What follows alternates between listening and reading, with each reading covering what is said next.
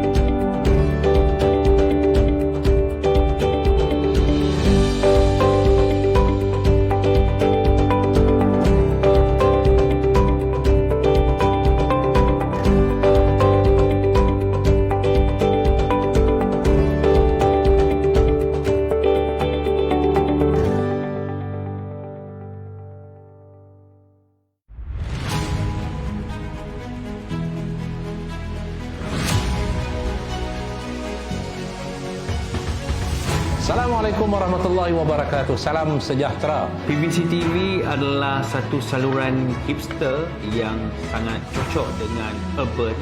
Segala informasi dia sangat relevan. Pada saya, ini adalah satu perkara baru. Jadi saya harapkan tuan-tuan dan puan jangan lupa kita bersama dalam PBC TV untuk perkembangan politik semasa negara kita. Terima kasih PBC TV. Terima kasih PBC TV. PBC TV. People Voice Channel. BBC TV Channel. Sekian, terima kasih.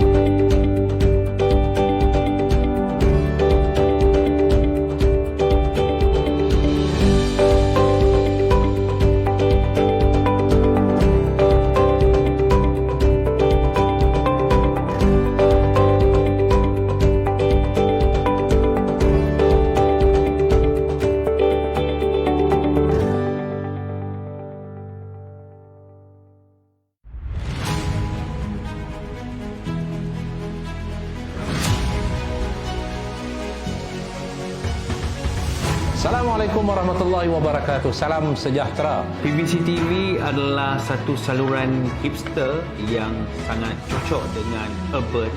Segala informasi dia sangat relevan. Pada saya, ini adalah satu perkara baru.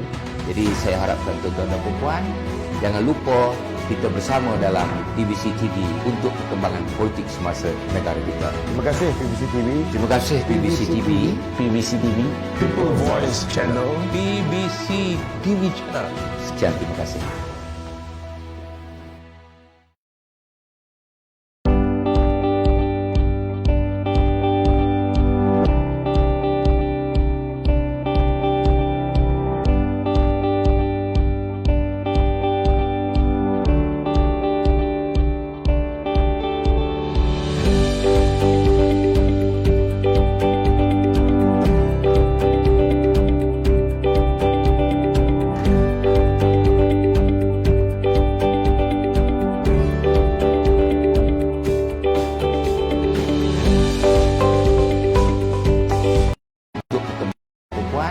Jangan lupa Salam sejahtera.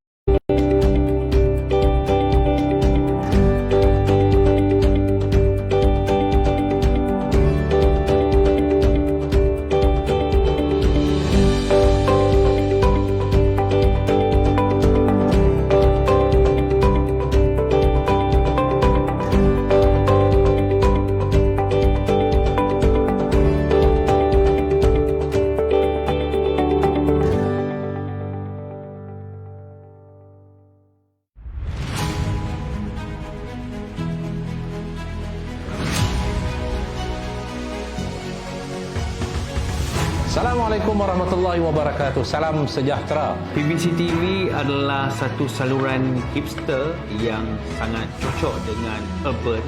Segala informasi dia sangat relevan. Pada saya, ini adalah satu perkara baru. Jadi saya harapkan tuan-tuan dan puan jangan lupa kita bersama dalam PBC TV untuk perkembangan politik semasa negara kita. Terima kasih PBC TV. Terima kasih PBC TV. PBC TV. People Voice Channel, BBC TV Channel. Sekian, terima kasih.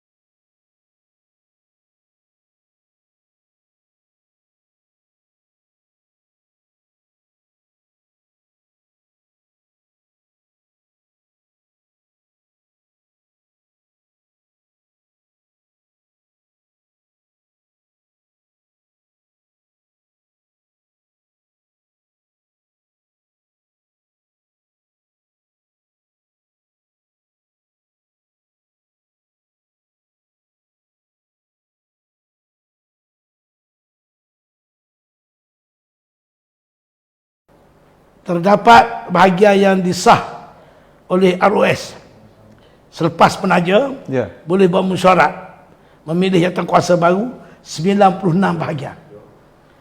Daripada Semenanjung 121 dan kita dah dapat kebenaran 156 bahagian. Oh, banyak. Tetapi yang boleh mesyuarat 96 bahagian. Dan Paripurna Agung kita yang kedua insya-Allah pada 18 Disember tahun ini. Kalau ditakdirkan pilihan dalam masa terdekat, Putra dah bersedia tu dengan calonnya dengan Ya, dari segi persediaan memang bagilah tipu macam mana pun tak mungkin kita dapat menjamin 100%. Tetapi sebagai parti yang saya sifatkan parti perjuangan, parti orang Bahrain yang dipimpin orang seperti saya adalah apa keadaan apa kita rembat je nanti, kita lawan je nanti. Ada yang sebut dia bimbang, apakah Putra ni bila dah kalau ditakdirkan berada dalam kerajaan akan datang, ini sebuah tak mustahil tu apakah akan jadi seperti PAS, perjuangan menegakkan hak Melayu, perjuangan untuk berjuang tanah rizab Melayu sebagainya akan terkubur begitu? Ini soalan yang cukup bagus. Sebab sebelum ini rakyat memang melihat ramai tokoh-tokoh politik yang bercakap bab Islam, bab agenda Melayu. Sehingga pancing bagnya DAP. Kalau nak sokongan Melayu, bantai DAP. Tapi bila berkuasa, dah jadi lain. So, kalau ada orang mengatakan, kalau Putra menang 10-12 kursi, menyertai kerajaan, akan jadi macam PAS. Macam sekarang lah. Saya nak jawab mudah lah. Saya bukan nak jadi. Jadi, saya politik saya daripada dulu, Saudara Dahlan, saya bukan hebat. Tapi saya rasa berani nak sebut. As far as politics is concerned, saya tidak pernah bersifat hipokrit ataupun munafik.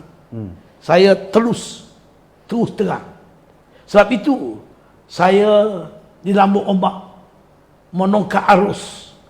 Tetapi saya terus survive dan saya terus boleh berdiri tegak kerana asas moral saya rasa tidak boleh diganggu gugat oleh mana-mana pihak. Sejauh mana wisdom dalam etika seorang politik itu harus ada tu? Wisdom ni ialah dia bergantung. Dia dalam politik ni dia ada dua golongan. Satu golongan masuk politik kerana career lah. Dia masuk politik satu hari nak jadi menteri, nak jadi Perdana Menteri, macam itulah. Ada satu lagi golongan dia masuk politik kerana perjuangan. So bila masuk politik kerana perjuangan, jadi dia tidak mengambil kira soal wisdom sangat. Makna kalau perlu bercakap, cakap. Kalau perlu tegur, tegur. Kalau perlu lawan, lawan.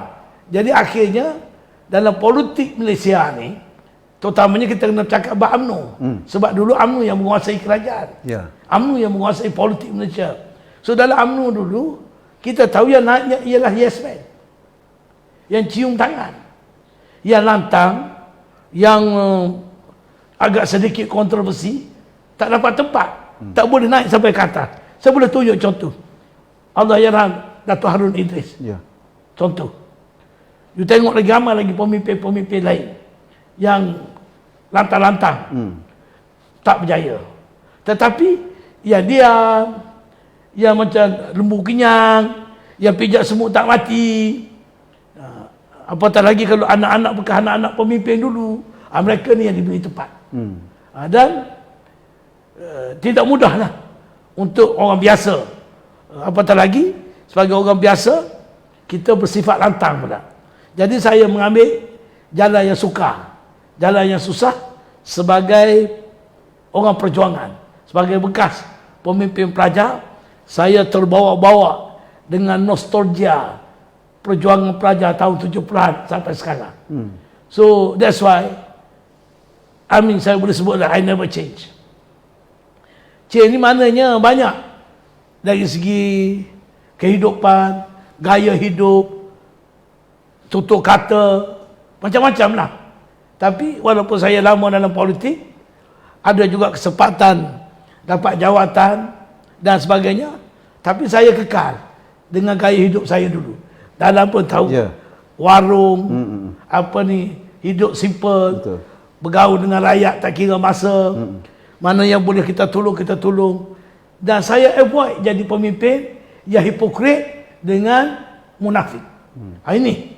So, kena beza lah tu. Jadi sebab itu, saya terima hakikat, saya menghadapi laluan yang susah kerana saya sentiasa menukar arus. Tetapi akhir sekali, nampaknya banyak saya yang betul. Dulu orang tuduh saya kan, lompat parti. Akhir sekali ni, yang lompat-lompat tu kejar jawatan. Saya dulu bertukar parti kerana saya tersingkir. Betul. Kerana perjuangan. Yeah. So it's a two different thing. Dua perkara yang berbeza. Kemudian ialah nak kekalkan prinsip perjuangan ni yang betul-betul bercakap serupa bikin. Tidak mudah, orang. Tidak mudah. Jadi dulu ada pemimpin duduk hidup pun kita kenal dia siapa. Bila dah jadi menteri, dah jadi kaya raya, kasut mahal, jam mahal, rumah banglo, kereta besar. Jadi, begitu juga mereka-mereka yang bercakap bab Islam. Jadi benda-benda macam ini, inilah yang sebenarnya yang merosakkan pemikiran masyarakat, politik khususnya orang-orang Melayu. Yang menyebabkan bangsa lain pun sudah mula hilang hormat kepada kepimpinan politik Melayu. Sebelum saya bawa pada tajuk kita nak bincang MOU dan juga Ya. kerajaan apa ni yang disebut Kogan 69 ni yang banyak orang perkatakan, tapi saya nak pergi terlebih dulu kepada soal apabila Tan Sri Muhyiddin letak jawatan. Pernah tak Datuk terfikir bahawa manusia ataupun insan yang bernama Datuk Ismail Sabri yang seangkatan dengan Datuk Ibrahim sebagai Ketua Muda bahagian dulu ni nak dilantik sebagai Perdana Menteri? Ya, saya sendiri memang sesuatu yang luar biasa. Dan saya kenal Yang Amat Berhormat Datuk Ismail Sabri ni lama. Kerana keluarga dia, khususnya abang dia, Kamarul Zaman. Kamarul Zaman Yaakob ni memang sedarah sedaging dengan saya. Bersekolah di Kelantan sekali. Bila saya masuk ITM, dia masuk UM. Dia Presiden PMUM, saya KSITM. Saya masuk ISA, dia masuk ISA. Jadi we are too close. Ya. Dan tiba-tiba Ismail Sabri dapat jadi Perdana Menteri. Saya boleh rekam macam ni dah. Apa ni, Dahlan. Pernah tak you dengar, saya pernah dengar, manusia merancang, Allah Ta'ala yang tentukan. Ya.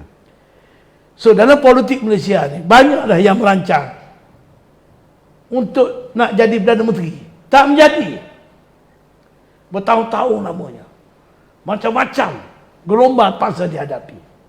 Tapi Yang Amat Berhormat Datuk Ismail Sabri dalam parti UMNO asalnya, dia baru jadi naik Presiden Pengalian pertama selepas UMNO kalah. Lepas tu dia jadi menteri sebelum tu. Tapi tidak terselah sangat. Cuma dia tidak kontroversi. Dia tak ada musuh, dia tak ada penampilan yang berlagak lah. Biasa ya. Jadi tiba-tiba kita tengok dia boleh jadi Perdana Menteri. Dia tidak pun timbalan Presiden parti. Jauh sekali dia bukan Presiden UMNO. Ya. Dia naik Presiden. Dan sebelum itu dia dalam kerajaan Tan Sri Muhyiddin Yassin. Mula-mula sebagai Menteri Kanan. Kemudian jadi timbalan Perdana Menteri tak sampai pun 2 bulan. Dan bila dia jadi TPM, ada pula kawan-kawan dalam UMNO pun bercakap, ini TPM 2 minggu. Ini jadi PM sebulan. Macam-macam. Tapi akhir-akhirnya dia jadi Perdana Menteri yang mengharap, yang merancang, yang menyusun, semuanya tak jadi. Jadi pada saya, Ismail Sabri jadi Perdana Menteri, maaflah, this is my personal opinion. Ya. Betul-betul itu kerana Allah SWT. Kerana saya katakan tadi, manusia merancang, Allah Ta'ala yang menentukan. Kita tengok zaman-zaman sebelum ini, dulu zaman Tun Dr. Mahathir jadi Perdana Menteri, berlaku Tim B, dan Pak Lah Badawi pun kena pecat. Kemudian Dia kekal dalam UMNO baru. Akhir sekali dia jadi Perdana Menteri. Tun Ghaffar Baba arwah. Dia mengajuk tak dapat jadi TPM. Selepas Tun Sri On melantik Dr. Mahathir jadi Timbalan Perdana Menteri. Akhir sekali dia jadi Timbalan Perdana Menteri. Jadi semuanya ini kita merancang, Allah Ta'ala yang menentukan. Jadi dalam konteks Ismail Sabri ini pada saya cukup luar biasa. Dan kita kena terima hakikat. Dan dia pun apa kurangnya? Saya tengok, yalah dia dari segi latar belakangnya dia seorang peguam. Dan yalah, cuma tinggal lagi dari segi kewibawaannya akan teruji lah.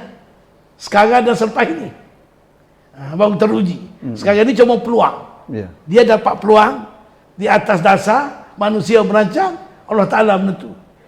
Kemudian selepas ini sejauh mana dia boleh pergi, sejauh mana kejayaan dia, bergantung bagaimana kepimpinannya untuk menghadapi cabaran di hari muka setelah jadi Perdana Menteri. Tok, beza antara sikap dalam berpolitik antara Datuk Seri Ismail Sabri Yaakob dan Datuk Seri Anwar. Kalau kita sifatkan sebagai gagal, Datuk Seri Anwar sepatutnya sudah berada di jawatan nombor 2 ataupun di jawatan nombor 1 negara. Tapi tak tercapai. Selain pada faktor yang Datuk sebutkan tadi, soal ketentuan Allah itu, ada perkara-perkara lain yang Datuk nampak. Sebab itulah saya sebut tadi. Ya. Dalam politik, ada orang masuk kerana karier, ada orang masuk kerana perjuangan. Kalau kita masuk kerana perjuangan, kita terpaksa menukar arus. Jadi macam-macam kita menghadapi masalah.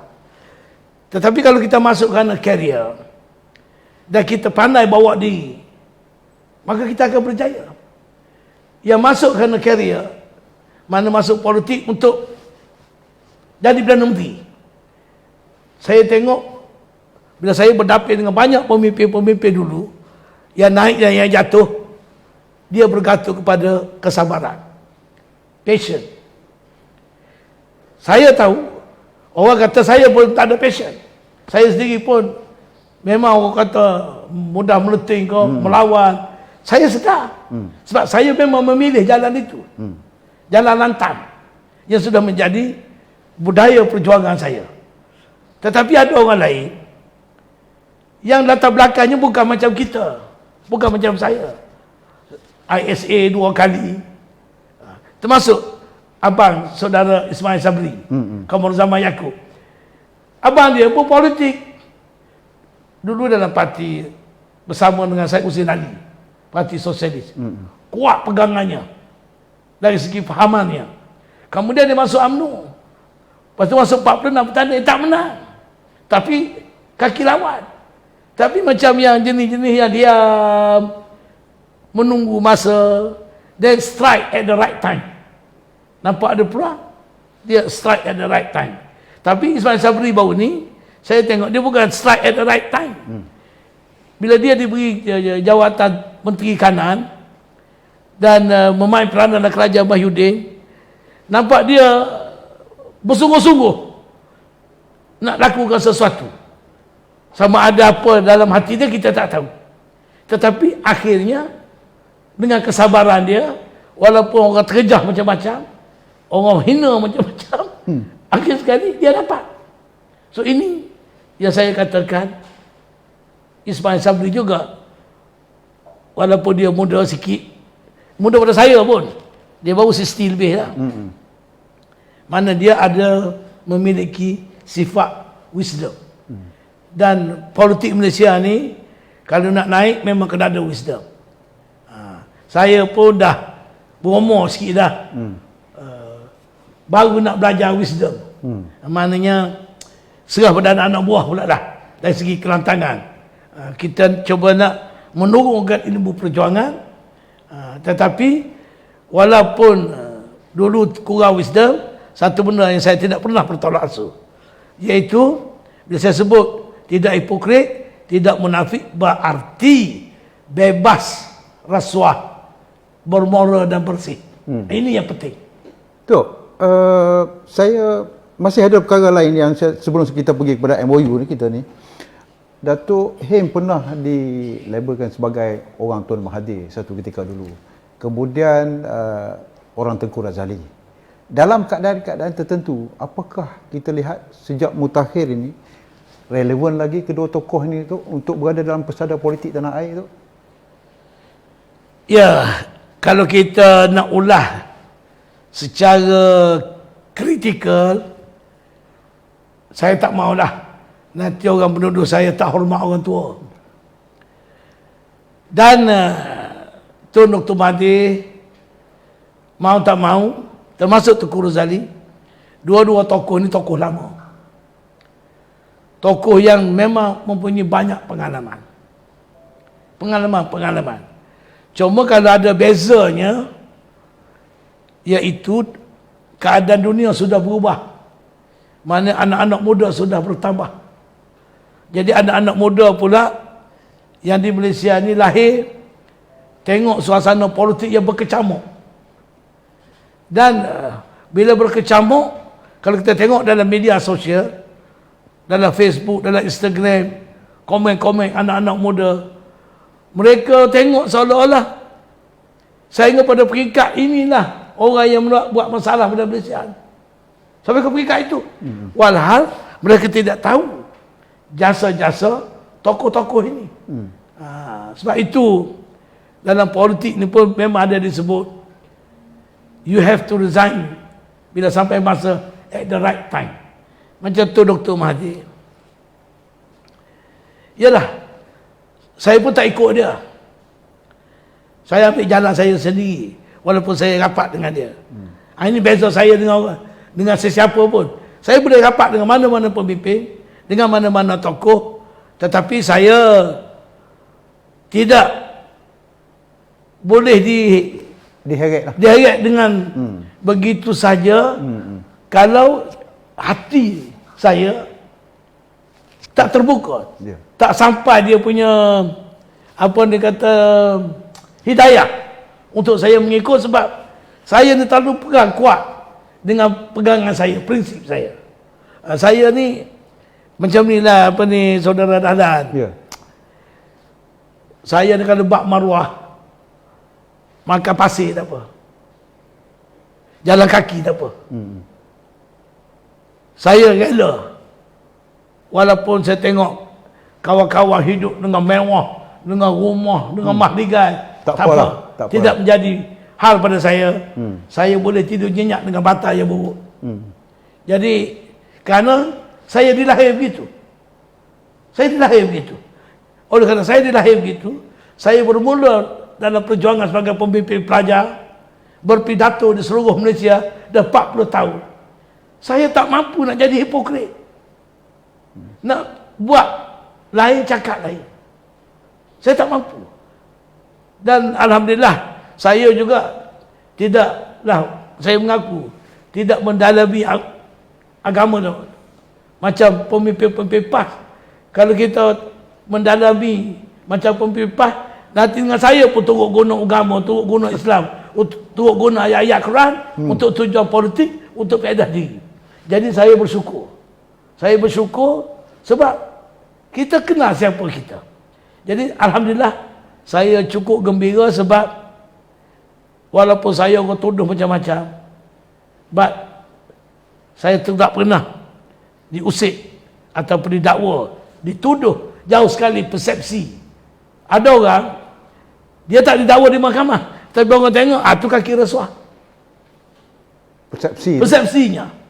Sebab di Malaysia ni rasuah ni bukan setakat ambil duit, terima duit, lulu projek.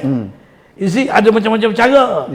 You see, ada macam-macam cara menyalahgunakan kuasa, bawah meja, atas meja.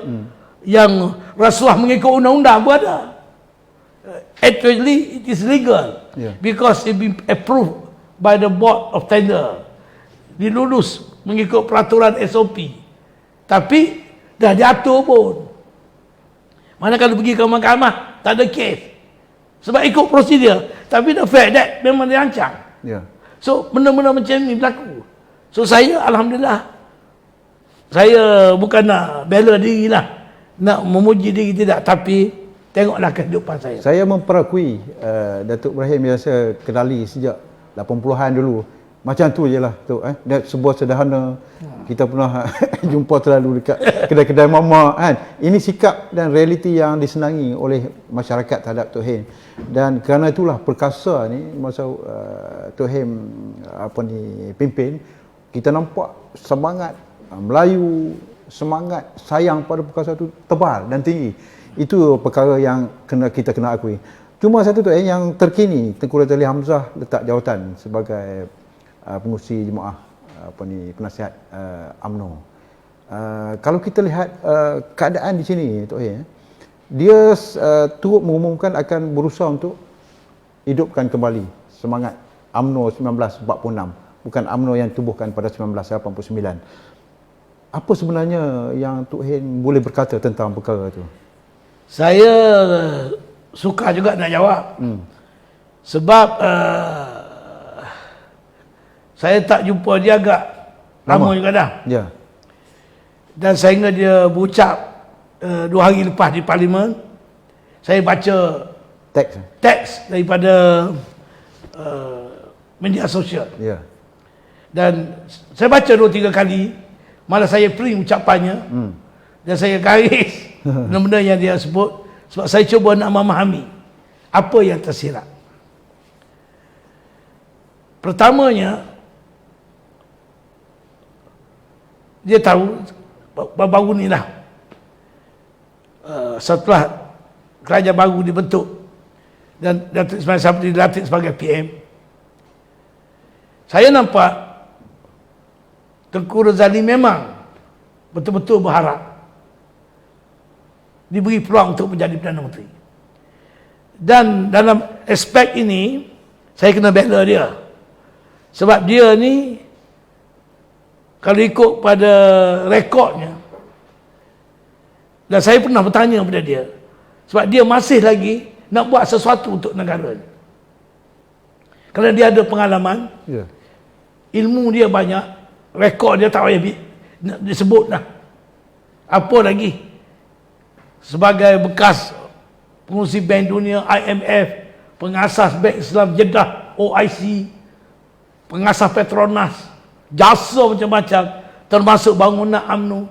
Orang lain tak ada jasa apa pun dah boleh jadi Perdana Menteri, boleh jadi timbalan Perdana Menteri. Dia tak boleh, dan dia nak buat sesuatu. Jadi akhir sekali dia gagal. Bertanding presiden pun dulu dengan Dr. Mahathir kalah, baru ni pun balik pulang ke UMNO, kalah. Sehingga baru-baru ini bila timbul Dr. Muhammad Yusuf Paduka Baginda jadi bertagun nak memilih Perdana Menteri berdasarkan kepada perlembagaan lah, undang-undang. Tengok-tengok pencalonan kuli satu saja, iaitu dia calon dia. Jadi tak dapat. UMNO pun tidak menyokongnya, walaupun dia pengurusi lembaga penasihat UMNO. Jadi Presiden UMNO yang ada disebut sebagai kluster mahkamah, yang memang tak boleh nak ditonjol sebagai Perdana Menteri, pun teragak-agak nak menyokong kuli ataupun tidak. Tentu dia kecewa, tentu dia terasa hati. Dan seolah-olah, ialah selepas dia berubah semangat 46 demi perpaduan Melayu, dia ingat mungkin dia diberi peluang, walaupun tak lama 1 minggu, untuk membuktikan dia boleh buat sesuatu yang lain daripada yang lain. Dan saya percaya dia ada dia punya agenda, tapi dia tak dapat. Jadi tentu saya rasa dia kecewa. Maka kekecewaan inilah dia hurai dalam Parlimen. Dan saya baca ucapannya di Parlimen. Saya kata, Tengku ni bahawa ucapan titah diraja ke berucap di perhimpunan Agung UMNO. Sebab banyak cerita UMNO yang dicurah dalam Dewan Rakyat. Dengan mengungkit kembali apa ni UMNO yang ada sekarang ni rusak, UMNO sekarang ni, Dewan Rakyat sekarang ni telah dilanduk oleh politik rasuah. Ahli-ahli Dewan Rakyat ada dalam parlimen ni dikira mulut-mulut rasuah. Direct. Dan inilah sebabnya. Inilah UMNO lama lah. UMNO baru. Berbeza dengan UMNO lama. Dan dia mengtakrifkan kembali, cuba menggilak kembali ingatan rakyat bahawasanya UMNO lama ni masih ada.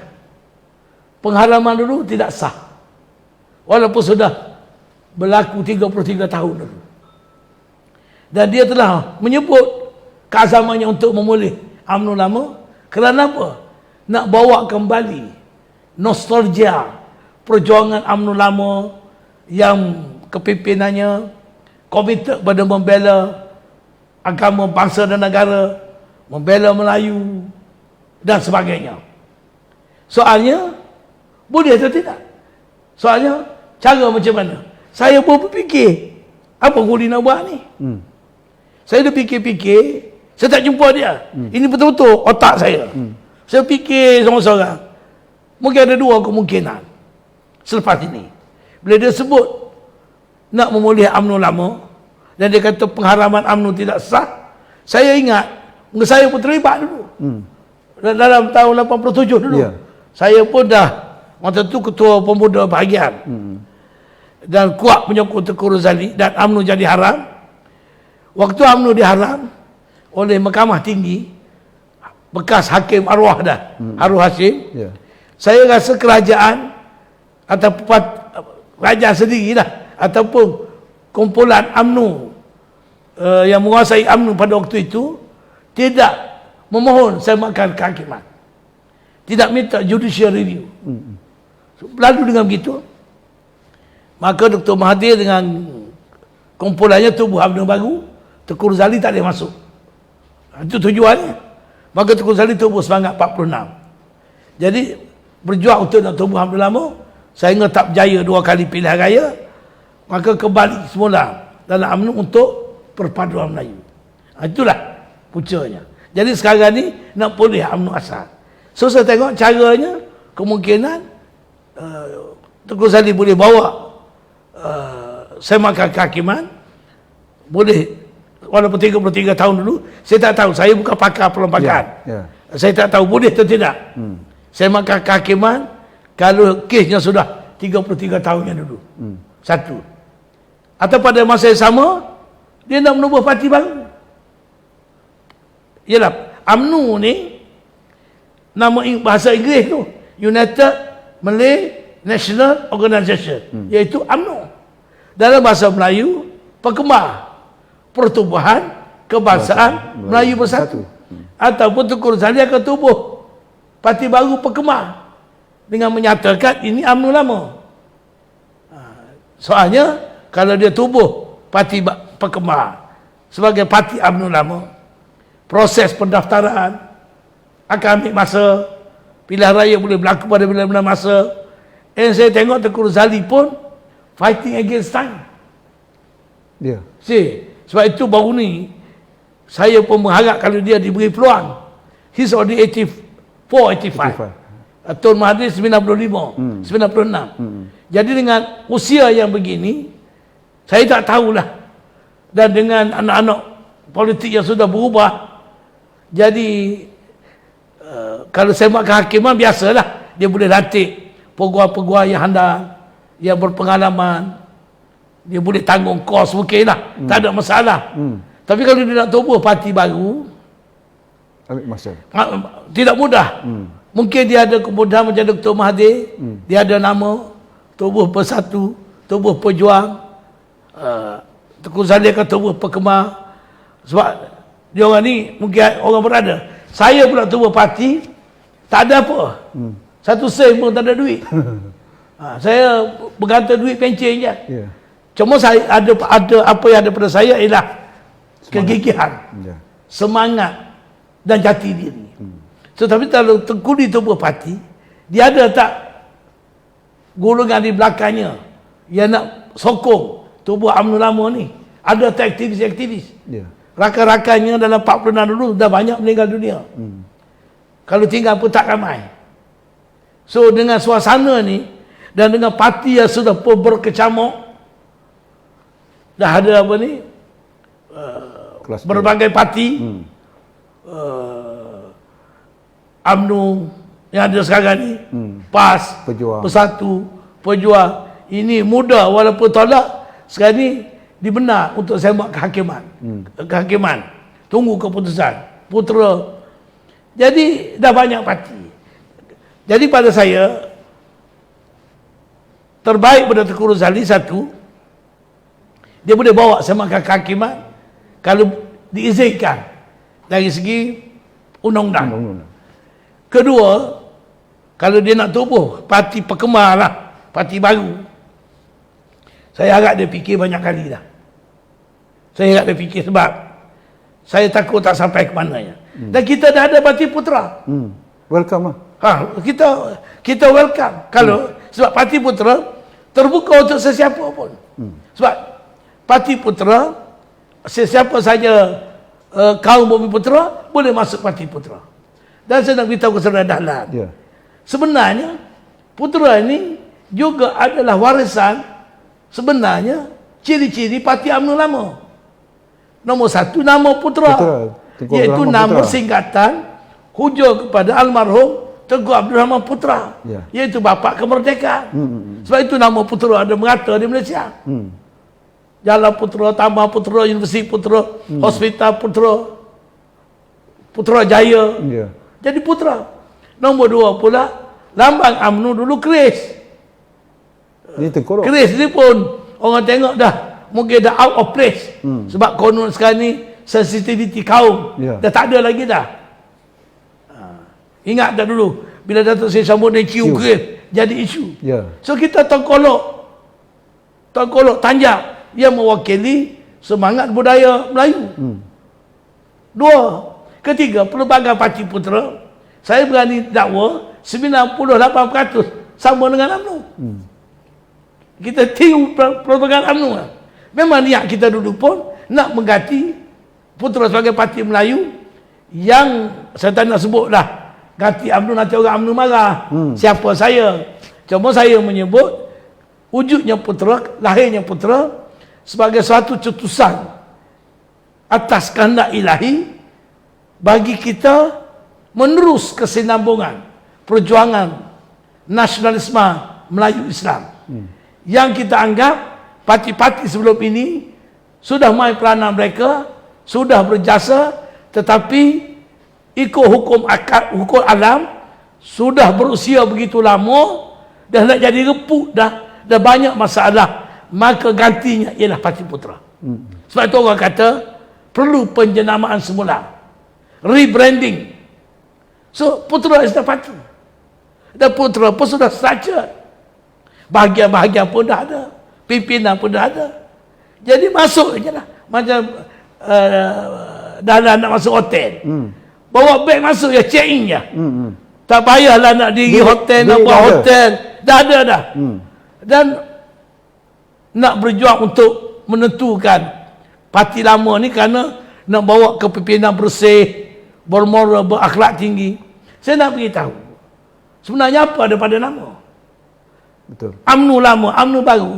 It's only a piece of paper. Ya. Piece of paper, iaitu kelulusan daripada ROS. Piece of paper. Itu saja. So gagalnya UMNO baru sekarang ni kerana kepimpinan. UMNO lama dulu pun ada masalah. Wujudnya UMNO baru ni hasil pada masalah UMNO lama. Ya. Tetapi pokok pakarnya nak pada kepimpinan bersih dan bermoral. Sebut ikut apa parti pun, yang negara perlu, yang rakyat perlu, ialah kepimpinan yang bersih, kepimpinan yang bermoral, kepimpinan yang berintegriti. Taruhlah nama apa pun. Pernah saya sebut dalam ceramah dulu, nama yang paling bagus apa dia? Muhammad. Kerana sempurna nama junjungan besar Nabi Muhammad sallallahu alaihi wasallam. Satu lagi nama Ibrahim. Arwah Tok Guru Ni Aziz pernah berceramah dengan saya. Dia kata nama Ibrahim ni paling hebat, banyak dalam Al-Quran. Nama ni Aziz pun tak ada dalam Al-Quran. Tetapi you tengok, walaupun ada orang nama Muhammad, nama Ibrahim, ramai juga ada di pusat serti. Ya. Walaupun nama hebat. Jadi apa ada pada nama? Betul. Jadi maknanya yang penting pada Tengku Razali ialah wadah. Yang penting Tengku Razali ialah bahtera. Bukan bersentimental lama atau baru. You just need a wadah. Baru ni dia harap dapat memimpin UMNO. Bila bertanding dalam UMNO baru.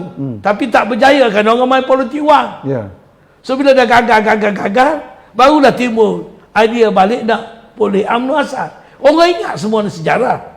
So pada saya, tak tahulah. Saya harap beliau membuat keputusan saya betul lah. Di penghujung saat-saat perjuangannya. Dan saya memang akui, saya pun kecewa lah. Sebab saya anggap dalam Tengku Razali ini sebiji permata yang terbenam dalam tasik sudah 36 tahun. Satu permata yang patut diguna oleh negara. Tapi tak diguna untuk negara dan rakyat. Kerana ada pihak menghalang dia. Sebagaimana ada pihak menghalang Datuk Seri Anwar Ibrahim daripada menjadi Perdana Menteri. Dua orang ni. Siapa fikir sendirilah. Dan dua orang ni pula berjaya dihalang oleh pihak-pihak tertentu. Kerana dua-dua ni saya tengok mungkin kurang dari segi pemikiran strategik. Pemikiran strategik. Dia termasuk mungkin yang berhormat mulia Tengku. Saya menyokong dia aja. Keputusan yang muktamad dia yang buat. Begitu juga mungkin Anwar Ibrahim. Kau pun kawan saya juga. So dia dua, strategi dan wisdom. So kalau strategi betul, Tak ada wisdom ada passion, ada kesabaran, boleh berjaya. Sebab dua-dua ni tokoh hebat. Dua-dua ni tokoh hebat tapi terhalang oleh kerana ada orang menghalang. Wisdom ni ada pada arwah Tun Ghaffar. Saya tengok dalam UMNO orang yang ada wisdom, antaranya adalah Tun Ghaffar. Tun Ghaffar saya masih ingat lagi. Dia beritahu kepada saya, Ibrahim, dia pergi pujuk lah Lee, dia panggil Lee, Kuli. Jangan bertanding jawatan Presiden UMNO. Jangan berpakat dengan Tun Musa Hitam. Jangan. Dia bertanding timbalan dulu, tu jawatan dia. Tak apa, kalau dia bertanding, saya tak bertanding. Tapi Tun Mahathir takkan latih, dia jadi TPM, tak apa, tunggu. Sampai ke peringkat tu. Dan dia pula lepas tak dipilih jadi TPM oleh Tun Hussein On. Tun Hussein On pilih Tun Mahathir kan? Selepas Tun Hussein On jadi Perdana Menteri, dia hanya letak jawatan. Tapi dia tak kecewa. Dia tak tinggal parti. Saya lah jadi temannya di komplek kewangan. Hari-hari saya teman dia pergi makan. Saya boleh makan free. Dia pun selalu ajak saya. Dia suka berkawan dengan saya. Saya ingat di akhir hayat dia pun dia rapat dengan saya. Saya dengan dia macam anak dan bapak. Di hujung akhir hayat dia, sebelum dia meninggal, dia sakit, dia pergi ke Kelantan, duduk rumah saya. Ada kala dia pergi senyap-senyap, saya duduk KL, dia pergi duduk rumah saya pun tak tahu. 2-3 minggu dia duduk rumah saya. Cukup rapat dengan saya. Rapat sungguh-sungguh. Saya ingat saya terfikir, arwah Tun ni, dia ada anak-anak dia, kawan saya Tamrin. Saya rasa jangan-jangan saya dengan Tun Ghaffar lebih rapat daripada saya pernah begitu dengan Tamrin. Sebab dia selalu tanya saya. Suruh saya pergi ambil rumah dia. Bila kan dia duduk rumah sunyi, dah tak ada jawatan, orang pun tak peduli. Di airport pun tak ada siapa tegur. Bawa beg plastik. Saya lah ambil tanggungjawab. Orang kata jadi peneman lah. Kalau dalam bahasa Kelantan jadi pengasuh. Rapat dengan Tun Ghaffar. Jadi itu ceritanya dalam. Baik, Tok Him, kita nak pergi kepada soal MOU yang dilihat sebagai pencatur kepada politik aman kononnya. Saya nampak pandangan saya lah, mungkin Tok Him bersetuju ataupun tidak. Ia lebih kepada win-win situation. Ada tak benda yang besar yang tertinggal dalam MOU yang dipersetujui oleh Kerajaan Persekutuan dan juga Pakatan Harapannya? Ini sebenarnya tajuk malam ini. Kita dah lari jauh. Baru start. Dia macam ni. Pertamanya, MOU ni ialah persefahaman dan bukan CSR. dan tidak ada legal binding. Waktu ni, sebelum ni macam-macam orang buat pentafsiran. Dan bila saya baca ucapan Datuk Seri Anwar Ibrahim di Parlimen, saya pun dah jelas dah. There is no legal binding. It is only a understanding. Tetapi understanding ni, saya tengok dia terjadi kerana apa? Kerana both side macam tak ada pilihan. Dia macam contohnya orang kahwin kena keluar. Tak ada pilihan lah. Tak ada pilihan. Kena kahwin. Kena kahwin. Saya tengok begitu. Sebab apa saya kata demikian? Sebabnya sebelum ini pada PH dulu, rancak mereka ni mengasak Perikatan Nasional supaya Mahyudin diturunkan sebagai PM dan disokong oleh UMNO yang ada agenda UMNO, dan UMNO pula buat keputusan tidak akan bekerjasama dengan Bersatu, bla bla bla bla. Rekahnya jatuhlah Tan Sri Mahyudin. Okay? Dan proses memilih Perdana Menteri, PS duk mengharap, dan Datuk Seri pun mengharapkan dia dapat jadi Perdana Menteri. Tak kira lah Kuli ni. Kuli ni sorang-sorangnya. Anwar ni ada parti, ada PH, ada ahli parlimen menyokong dia. Kira-kira tak cukup nombor. Short of numbers. Tak ada nombor. Maknanya, walaupun kerajaan Ismail Sabri ni 114, slim majority, macam Tan Sri Mahyudin, beza 3, macam Tan Sri Mahyudin dulu. Tapi, kalau ada usul percaya ke, tak percaya ke, paksa tubuh kerajaan baru lah untuk ganti Ismail Sabri, boleh jamin ke PH akan dapat jawatan PH? Belum tentu. Belum tentu. Once bitten, twice shy. Dah terbukti. Walaupun 94, 96, 98 tak cukup.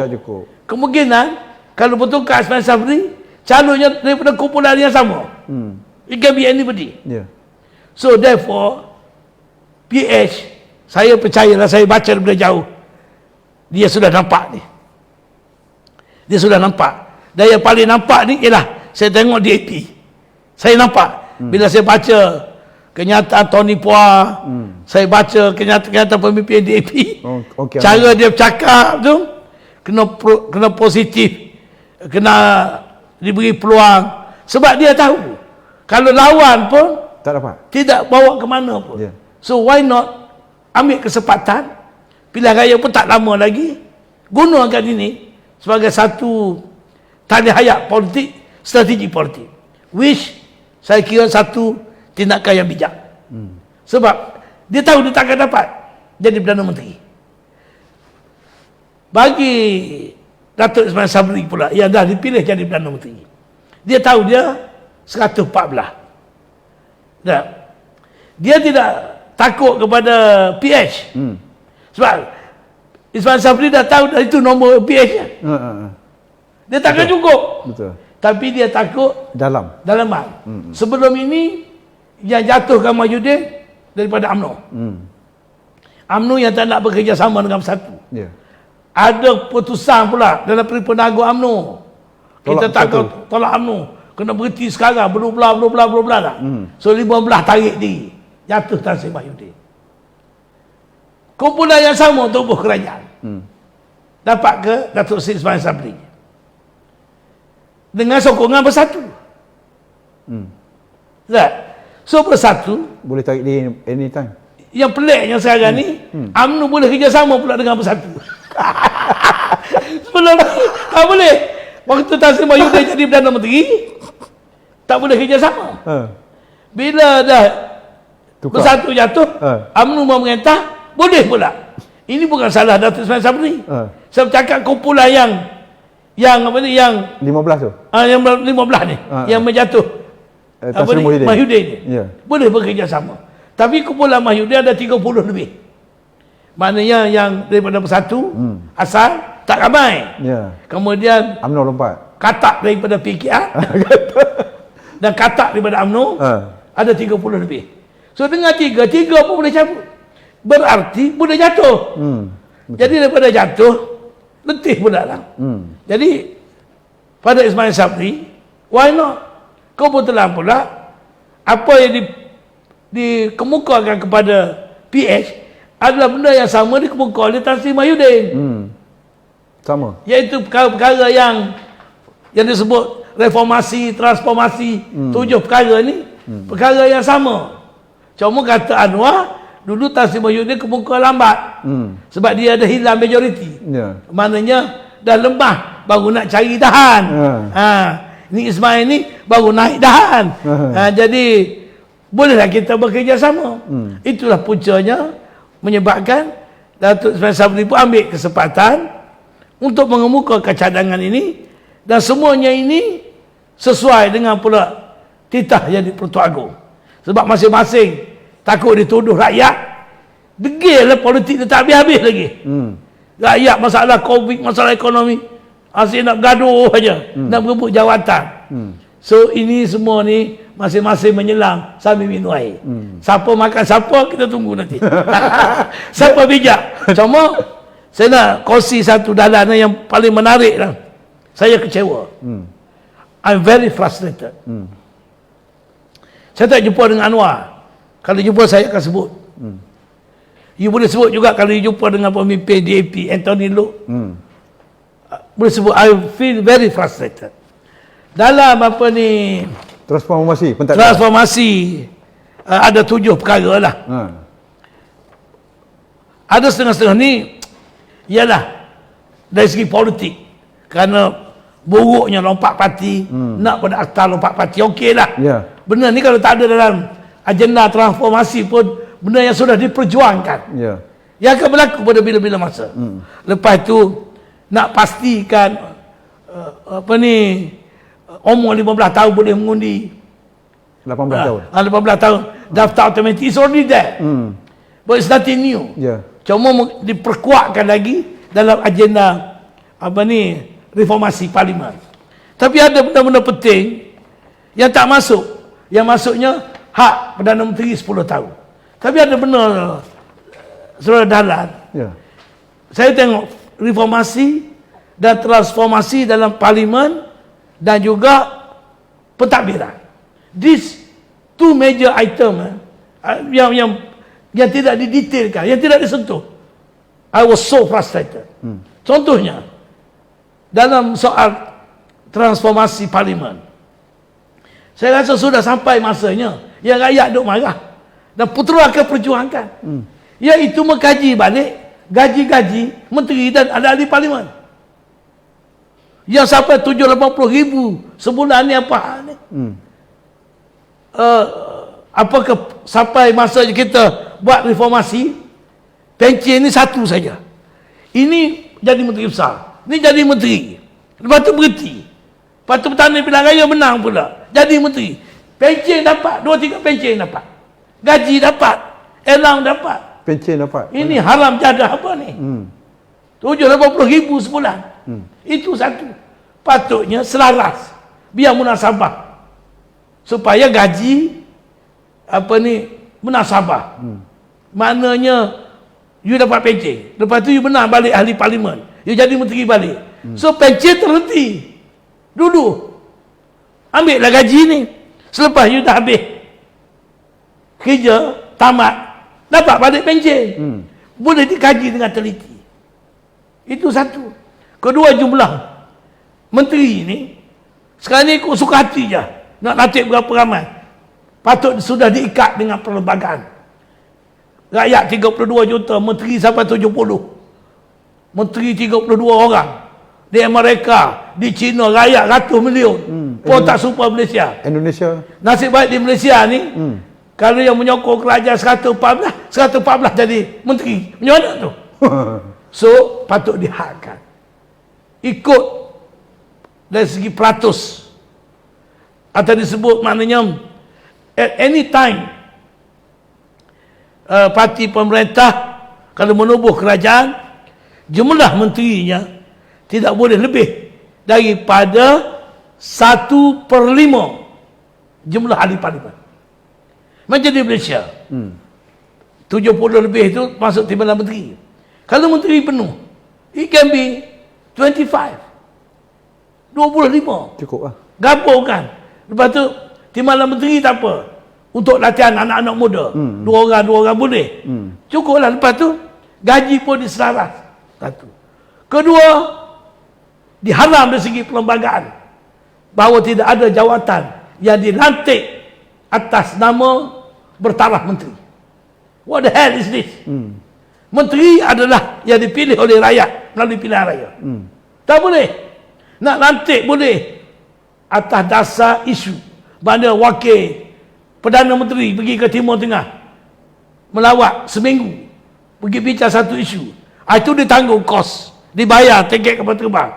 Balik sudahlah. Tapi bukan bertaraf menteri. Bukan bertaraf menteri, bukan sepanjang masa. Ni kerja tak ada jadi Perdana Menteri. Komoda sebagai menteri.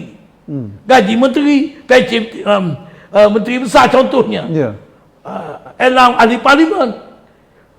Ini apa ni? Sebab itu saya bukan orang alim. Ya, ya. Saya tidak alim. But I hate all this. This why saya tubuh parti. Tak benar pun memang saya nak lanyak ya. Benci saya tengok.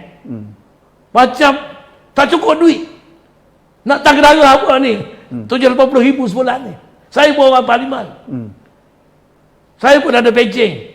Saya guna pencen untuk parti untuk bukan banyak pun. Ini berapa pencen? Bagi gaji ahli parlimen yang sesuai, bagi pejabat ikut macam Singapura. Ya. Singapura dia bagi gaji, tapi tak sebesar Malaysia. Dia bagi kemudahan. Dan ada ahli parlimen tidak boleh jadi ahli lembaga pengarah. Tak boleh jadi chairman agensi kerajaan. Tak boleh jadi pengurusi lembaga tender. Masuk dalam reformasi parlimen. Kalau nak pada perubahan. Ini yang patut yang dikatakan reformasi. Baru rakyat, baru kata transformasi, baru rakyat rasa gembira. Selain pada hak dan menteri 10 tahun. Lepas tu banyak lagi perkara-perkara lain yang harus dilihat. Saya kata tadi. Dan pula saya cadangkan tak, dari segi transformasi. Menteri yang boleh dilantik melalui senator. At any time ada kota 2 orangnya. Tak boleh lebih. Tak boleh lebih. Nanti tengok yang jadi menteri ini yang dilantik jadi senator, sehingga yang lantik jadi senator, jadi menteri, bertanding pilihan raya, hilang deposit. Hilang deposit. Boleh jadi menteri. Macam menteri pelajaran. Keteris Datuk Jidin apa? Hilang deposit. Datuk Radhi. Jaga pula menteri, jadi menteri kanan. Apa ni? So you have to recognize apa makna demokrasi berparlimen ni. Ya. So 2 aja sepanjang masa. Sebab kita perlu mungkin ada tokoh-tokoh hebat. Tapi tak boleh 2. Satu lagi, saya cadang patut masuk dalam transformasi parlimen. Speaker. Speaker tak boleh dah mesti dilatih kalangan ahli parlimen. Kenapa nak latih orang luar? Jadi kenapa benda-benda macam ni tak dimasuk dalam agenda transformasi parlimen? Ini betul lah lompat parti, akta lompat parti. Sebab isu lompat katak. Ya. So kalau ini pun dah dihalang. Tapi kalau benda-benda ni berlaku, patutnya gaji, allowance, senator setakat 2 orang. Tidak ada pelantikan bertaraf menteri. Ini wakil menteri Timur Tengah, wakil menteri negeri Cina, wakil sana, wakil sini. Apa ni? Semua kos gaji You see, maknanya iyalah Datuk Ismail Sabri ni ambil benda yang dah ada. Dia terpaksa continue lah. Tapi saya minta dia tengok benda-benda macam ni. Dan kalau dia boleh buat, kalau dia boleh buat ni lah, kalau Datuk Ismail Sabri tengok benda-benda macam ni, hebat dia nanti. Tok, kenapa Tok? Okey, satu lagi. Okey. Yang saya sebut dari segi transformasi parlimen. Bagaimana pula reformasi dalam pentadbiran kerajaan? Transformasi. Tak ada disebut pun detail. Ya. Apa benda masalah yang besar? Iaitu masalah rasuah. Kena detail. Dan ini yang diperjuangkan selama ini. Kita tengok apa berlaku dalam kerajaan. Orang sebut rasuah ni orang politik. Ya. Bukan saja orang politik. Kaki tangan kerajaan pun ramai rasuah. Baru ni terbaru. Pegawai SPRM untuk curi duit 6 juta US. Sebelum ini ada kaki tangan pendaftaran buat penipuan IC. Ada yang buat pasport tipu. Ini pula curi duit. Ada pula dulu kartel daging di Johor. Macam-macam dari segi penguatkuasaan agensi bolos. Tembusi. Jadi di Malaysia ni, saudara-saudara, saya tengok bukan masalah polisi, bukan masalah duit, masalah pelaksanaan dan kegagalan dari segi nak menjamin bahawa pelaksanaan ini bukan saja berkesan, telus dan tidak berlaku ketirisan dan tidak berlaku rasuah dan penyalahgunaan kuasa. How to do that? Sudah sampai masa ini tubuh berbagai-bagai jawatan kuasa, penasihat SPRM, pematau SPRM, lantik tokoh-tokoh, orang macam Tan Sri Johan Japar, Tan Sri ni dulu bekas speaker Dewan Negara, Abu Zahar, macam-macam komiti. Apa benda? What do they do? Setakat bagi nasihat. Lepas tu berlaku juga. Lawan kena bayar. So, benda ni kena tengok in depth. Sepatutnya. Patut desak. Dalam MOU ni, PH besar. Patut. Wujudkan Suruhanjaya Diraja bagi mengurungkan kegagalan penguatkuasaan agensi-agensi penguatkuasa dan rasuah di kalangan kaki tangan kerajaan. Bukan saja orang politik. Ini hasil orang politik. Betul lah orang politik. Tapi yang ramai bukan kerajaan pun ramai. Yang bolos. So ini patut diadres.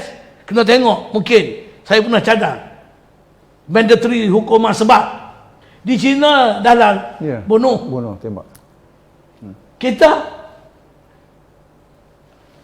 saya pernah cadang kan dulu saya bercakap akta sabotaj ekonomi seperti ISA, mana kita boleh tangkap orang rasuah Tanpa bicara 100 hari 60 hari serah pada pegawai penyiasat kasar supaya dia serah balik duit ni. Ini kena dapat riman, terlibat ratus-ratus juta macam di Sabah yang lembaga air tu. Kemudian 2 kali riman 10 hari, dia keluar, semua dokumen-dokumen hilang, bukti-bukti hilang, saksi-saksi dibeli. So apa benda ni? So kita retorik ni. So ini yang patut diadres oleh Pakatan Harapan. Kalau betul agenda nak menegakkan pentadbiran yang what you call good governance, kerajaan yang berintegriti.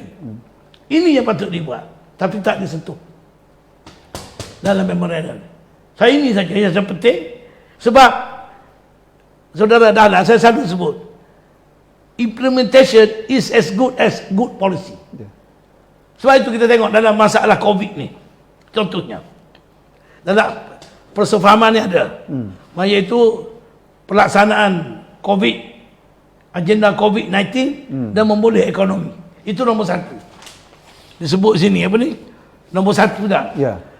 Dan PH ada cadanglah 142 bilion untuk tolong rakyat. Dan kerajaan pun dah ada cadangan nak meningkatkan hak pinjaman kepada 65% supaya boleh meminjam lagi sehingga 110 bilion untuk bantu COVID. Soalnya duit ini nanti esok diguna cara betul atau tidak? Ini isunya. Sebelum ini kita dengar bila datang COVID, kos MySejahtera 70 juta. Kos membeli vaksin ada kata berlebihan, ada kata macam-macam kos, ada lantik company tertentu, ada pula dikaitkan dengan orang-orang tertentu dapat komisen. So maknanya di Malaysia ni dulu lagi rancangan Malaysia pembangunan 10, 11, 12 projek-projek dulu, belanjawan negara yang dulu di parlimen, katalah 100 bilion, actually yang sampai kepada rakyat yang betul-betul dimaterialiskan dalam apa juga bentuk projek ke duit ke, daripada 100 bilion mungkin 40%. 60 beliau hancur kerana ketirisan, rasuah, penyalahgunaan kuasa. This is the one that we really needed untuk overhaul pentadbiran negara kita, untuk menuju ke arah good governance, kerajaan yang bersih, berwibawa. Bukan yang Puan Tengku Razali dah sebut nak apa ni, nak kepimpinan bermoral bersih. Kadang-kadang manusia pun tak boleh kawal. Yalah. Kita ni manusia, mudah buat kelemahan, mudah ada temptation, Ya. nafsunya banyak. So kita kawal dengan undang-undang. Ada UMNO lama ke UMNO baru ke? Kalau undang-undang tu mudah dibolos, ada benda tak pun guna. sama juga. So that is pandangan 10 sen saya, saudara-saudara. Baik, Datuk, rancang bila nak jumpa Tengku Razali untuk menyatakan Perdana Putra untuk jemput? Nak jemput orang ni kita kena pergi jumpa. Saya rasa sebenarnya untuk pengetahuan Datuk Dahlan, Ya. sebelum ni lah, sebelum timbul apa ni, ni kajian baru ni dah, pencalonan Perdana Menteri ni, baru ni. Sebaik saja putera dia lulus 8 Mei 2019. Usia putera dah 2 tahun setengah. 2 tahun setengah. Saya jumpa dia banyak kali. Saya selalu offer dia. Tengku main masa putera. Nak jadi Perdana Menteri, Presiden pun Ambil lah. lah. You rela undur dia? Oleh kerana sekarang ni dia dah tak tahulah technically ni kira dia bukan ahli UMNO lagi. Dia ahli UMNO lama. Dia kata Dia masih lagi ahli UMNO sekarang ni tu. Ha. Okey. Kalau dia bawa ke mahkamah semakkan kes, mungkin kehakiman. tak tahu dia dah umum dah. Dia dah umum parlimen, dia kata dia tidak mengiktiraf UMNO sekarang. Dia mengiktiraf UMNO lama. Maknanya Dengan bukan- segi cara tak rasa Bukan ahli UMNO dia lagi. sudah tergugur sebagai ahli UMNO lama, UMNO baru. Dia jadi ahli UMNO lama. UMNO yang diharamkan. Macam mana nak jadi ahli UMNO sedangkan itu tidak berdaftar lagi tu? Dan dia sekarang ni Bebas. without parti. Ya. So, oleh kerana saya dah sebut banyak kali, dia pun dah tak ada parti. Dia pun ramai penasihat dan penasihat yang handal-handal, yang hebat-hebat, peguam-peguam apa. Ha. Saya ni siapa lah. Walaupun penyokong dia, who care for him Ya. so much for the last 40 years. Ya. Tapi mungkin dia ada orang lain lagi yang boleh menasihat dia. Saya rasa tak payah dah saya nak pergi Jumpa dia. jumpa. Dia pun tahu, saya pun dah tahu sebelum ni. He can come and join Putra anytime if he wish. Ya. It's always open. Cara terbuka tu Langsung terbuka. Tak ada masalah. Ya. Tapi kalau tak ada orang macam Tengku Razali pun, Putra will continue. Ya. Putra akan terus. Saya dah didik anak-anak muda pun ramai. Pelapis-pelapis pun ada. Nampak agresif dan bagus. Saya tidak ada susah hati. Ya. Dari segi dulu pun saya terfikir. Sebab dalam Putra sekarang ni, saudara Datuk Dahlan, Ya. saya pun terkejut. Ramai juga dia orang ni tak kerti politik. Dia orang akademik. Bekas-bekas profesor yang retire. Ramai masuk Putra. Di Kelantan, ketua bahagian 5 orang. Tapi dia orang tak ada experience. Ya. Jauh sekali dia orang ada duit. But they share our idealism. Dia tengok Putra betul-betul committed pada agenda bangsa, berdokong prinsip bermoral, berintegriti, dan juga bekas-bekas pegawai tinggi tentera, NGO bekas-bekas pegawai tinggi polis. Polis pun, SB pun ada ketua jadi, PJ jadi ketua bahagian Putra. Sebab mereka dah tengok Yalah. parti-parti lain dah jemu. Ya. Dan juga kalau masuk pun susah, tak diberi tempat, nak berperanan pun tak boleh. So they come to us. So saya pun macam perkasa dulu dah. Macam mana ni? Siapa Ibrahim Ali ni? Orang ada kutuk macam-macam lah, kata lah, kutu berhak lah, cakap lebih lah, ni lah, ni lah. Tiba-tiba ada profesor, ada general, ada pegawai tinggi polis, ada pegawai tinggi kerajaan ikut parti yang ditajuk oleh Ibrahim Ali dan rakan-rakannya. Well, I feel proud. I feel dengan pencapaian setakat ini. Ya. Bila pilihan raya berjaya tidak, wallahualam. Kita So rancang. kita ada strategi.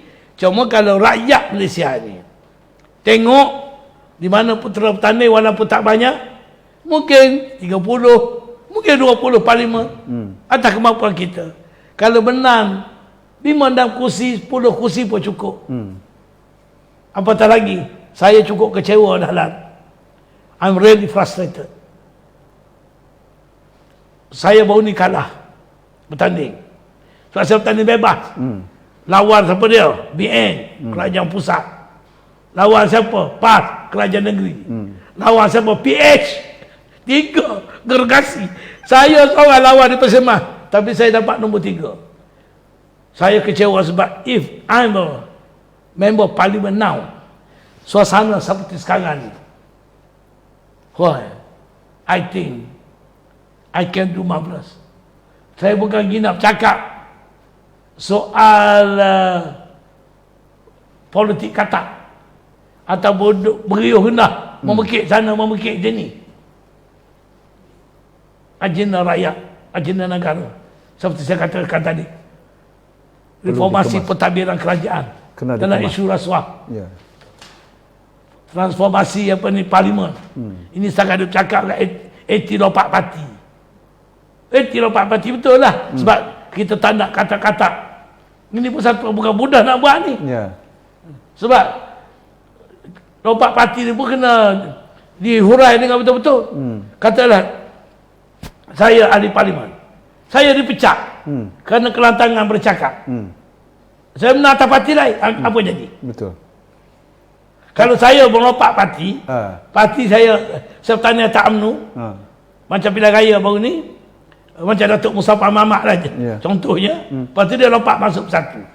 Dulu dia menteri, UMNO bagi dia jawatan macam-macam, lepas tu dah lupa jasa masuk Persatu. Itu yang tak betul. Tapi kalau kena pecat, lain cerita. lain cerita. So kena jelas. Ini benar-benar macam ni, bukan semudah itu. Yang kedua pula, kena ada recall election.